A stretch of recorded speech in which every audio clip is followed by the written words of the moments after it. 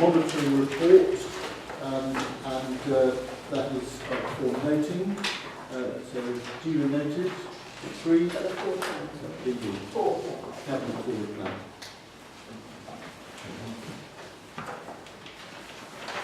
Unusually this morning, there is one item of any other business at 14 on the agenda, and that is a paper that has been circulated this morning. I will introduce it, and then if the monitoring officer wants to add to that, then that would be extremely welcome. The paper under AOB is entitled The Procedural Arrangements Following Borough Council Elections and the Election of Chairs and Vice Chairs of Overview and Scrutiny Panels. And the reason that that is coming forward this morning is that it's the last Cabinet of this Council, and there won't be another opportunity to consider this item until after the elections, and it's necessary to put in place some of the procedures that we need to in advance of that.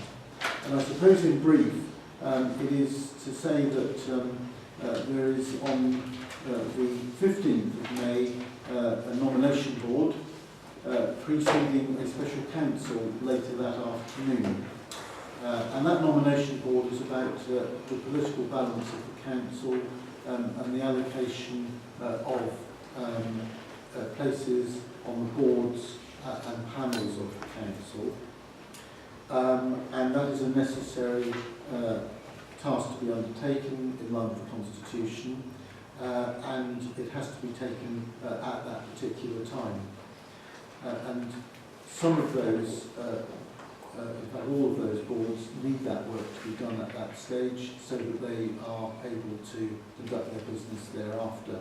In terms of the overview and scrutiny panels, that cycle doesn't commence until July of this year, and therefore it is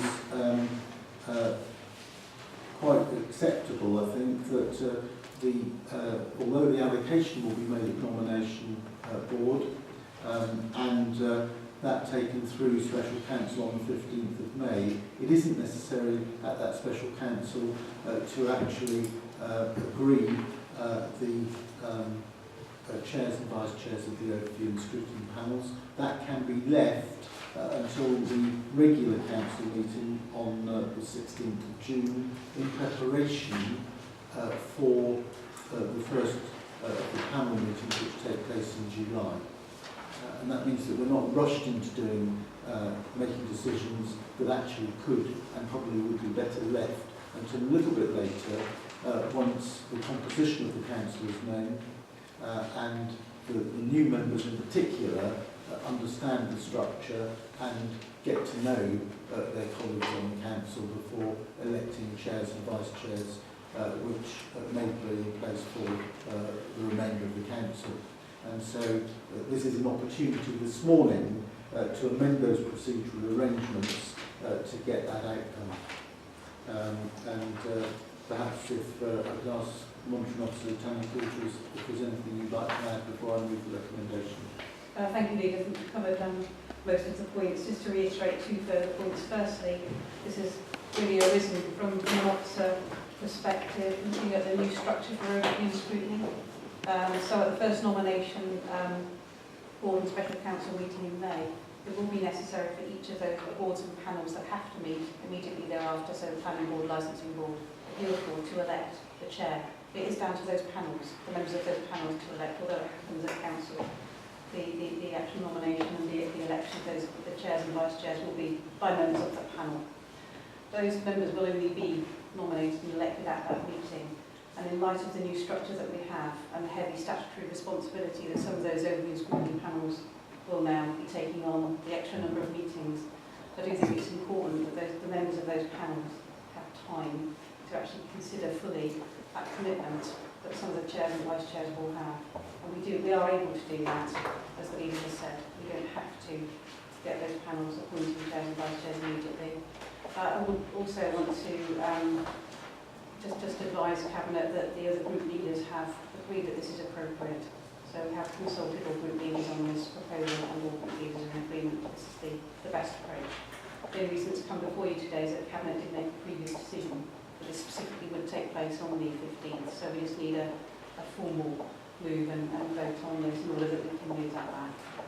So there's a procedural issue really to deal with that post-election issue. Thank you, Lee. Thank you very much. I'll now move the recommendation and seek seconder, which is the Deputy Leader. Do you wish to speak on the Deputy Leader?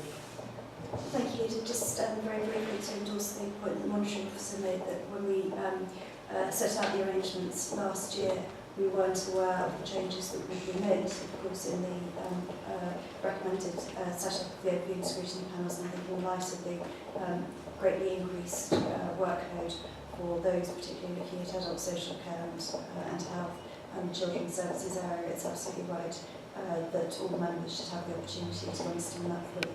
Thank you. I'll now go to members who are not in the Cabinet to see if there are any questions. There are none.